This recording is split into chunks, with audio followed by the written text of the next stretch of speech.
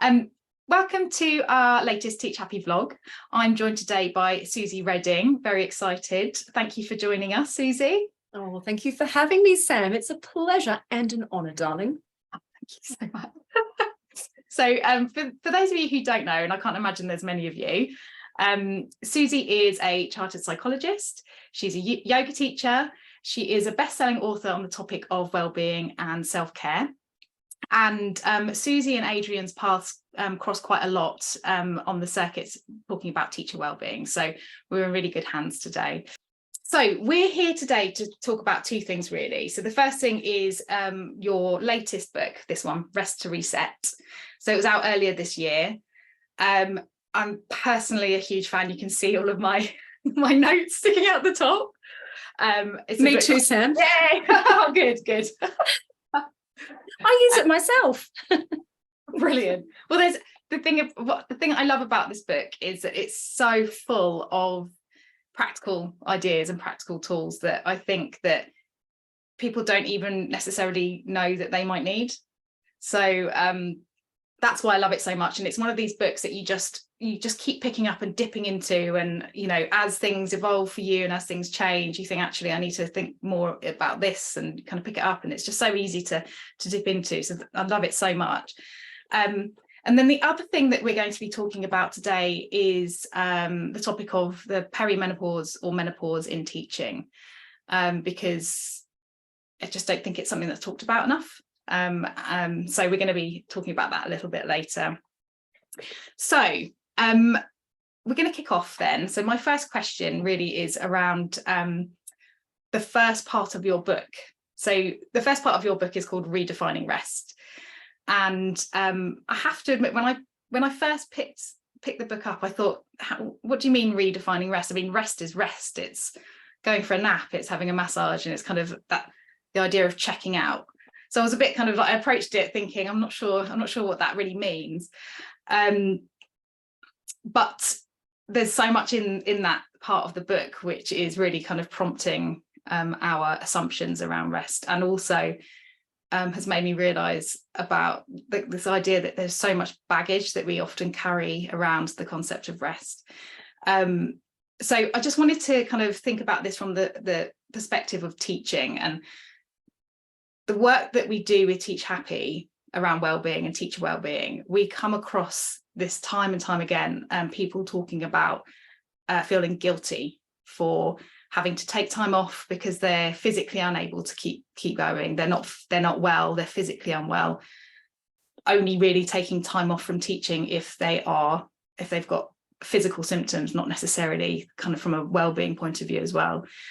And this idea that they're letting down their colleagues because somebody's got to pick up the slack in a school. Nothing stops in schools.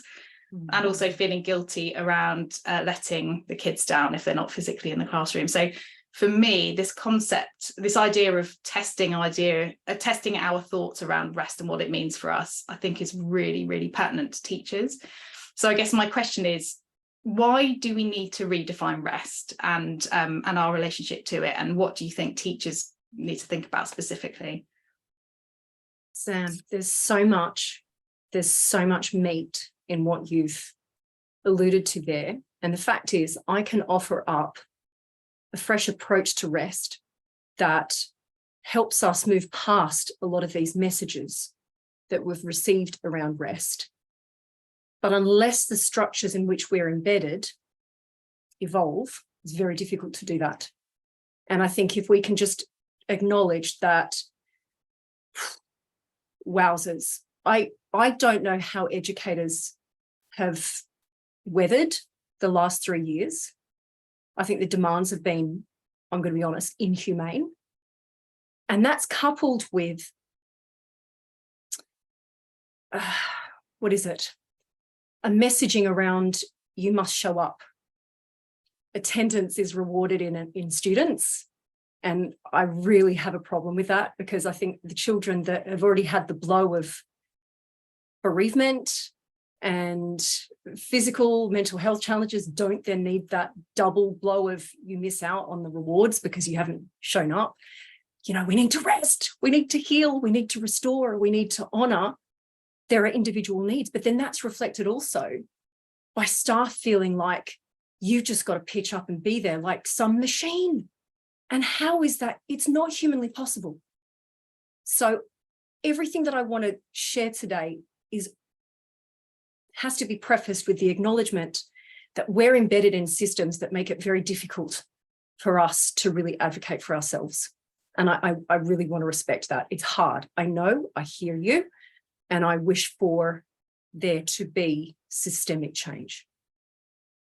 Okay, so looking at redefining rest, I wanted to do that because our conceptualizations of rest can make it difficult for us to engage in it. So I wanted to offer something fresh and new. So rather than thinking of rest as lying down on our own in stillness doing nothing, I wanted to take a look at rest from a perspective of something that brings us back to balance. Yeah, that's still restorative, but that opens up our eyes to seeing it from a whole different perspective. You know, it could be something that we do in the company of others. It might involve movement. It could involve creativity. It certainly can involve some kind of emotional expression, right? So seeing it through that lens, I hope will break some of those barriers down. So rest is anything that brings us back to balance. And that's where this whole notion of rest to reset came from. Yeah, brilliant. I mean, I think that's what was so eye-opening for me for this. Like I said, I think I have quite a traditional concept of what rest means, and also that it comes at a point where you need it most, not before. So it's something that you're working towards all of the time. It's working towards that holiday where you get to rest for 2 weeks. It's working towards that spa weekend. Such an important point to raise. So it's not just the practices that need some kind of expansion. It's also how we view rest itself, that it's not just something that we do after the fact. It doesn't have to be something that we work really hard and earn. I think of rest as a basic human need. So we don't feel like we've got to earn the food on our plate or earn the night's sleep that we have. Rest is no different. It is a basic human need. And I look at it as something that we can do proactively before the thing that's required of us, or to prepare us for what's to come in our day, our week, our months ahead. It's an essential part of learning how to pace ourselves.